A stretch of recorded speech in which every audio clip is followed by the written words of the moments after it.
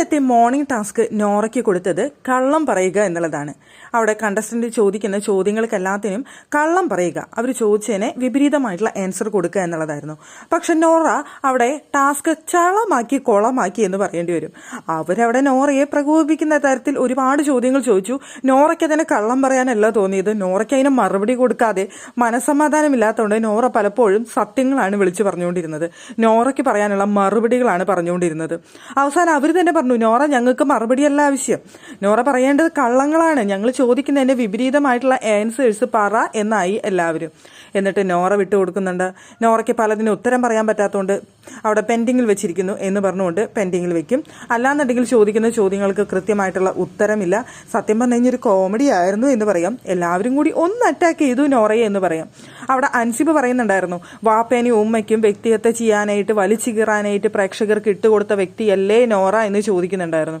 അപ്പോൾ അവിടെ കൃത്യമായിട്ടുള്ള ഉത്തരമാണ് നോറ അവിടെ വിളിച്ച് പറയാനായിട്ട് തുടങ്ങിയത്. അതുപോലെ ഓരോ ക്വസ്റ്റ്യൻസും ചോദിക്കുന്നുണ്ടായിരുന്നു. ഈ വീട്ടിലെ പലരും ഇവിടെ ഒറ്റയ്ക്കല്ല കളിക്കുന്നത് എന്നാണ് നോറയുടെ അഭിപ്രായം. അപ്പോൾ ഒറ്റയ്ക്ക് കളിക്കുന്ന ഒരു വ്യക്തിയുടെ പേര് പറയാൻ പറഞ്ഞു. അപ്പോൾ അതിൻ്റെ അർത്ഥം കളിക്കാത്ത വ്യക്തിയുടെ പേര് പറയണമെന്നാണ്. അപ്പോൾ അൻസിബ. അത്രയും നാളും അൻസിത്ത എന്ന് പറഞ്ഞുകൊണ്ട് നടന്നിരുന്ന നോറയാണ് ഇപ്പോൾ അൻസിബയ്ക്ക് എതിരെ മൊത്തത്തിൽ തിരിഞ്ഞിരിക്കുന്നത്. അൻസിബയാണെന്നുണ്ടെങ്കിൽ അവിടെ കട്ട കലിപ്പിലാണ് നോറയുടെ അടുത്ത് ഭയങ്കര കലിപ്പിട്ട് സംസാരിക്കുന്നുണ്ടായിരുന്നു അൻസിബ.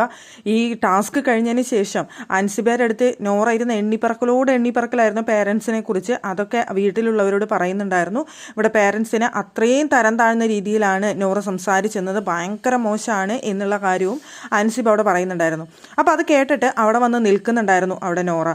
അപ്പോൾ ആ സമയത്ത് അവിടെ അൻസിബ പറയുന്നുണ്ട്, എൻ്റെ ഔദാര്യത്തിലാണ് ഇവിടെ നിൽക്കുന്നത് എന്ന് അവിടെ നോറയെക്കുറിച്ച് പറയുന്നുണ്ടായിരുന്നു.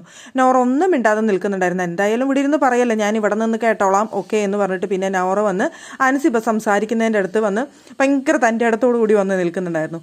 സംഭവം ലൈവിൽ എല്ലാവരും കൂടി നോറയെ ഒന്ന് വളഞ്ഞിട്ട് ആക്രമിച്ചു എന്ന് തന്നെ പറയാം.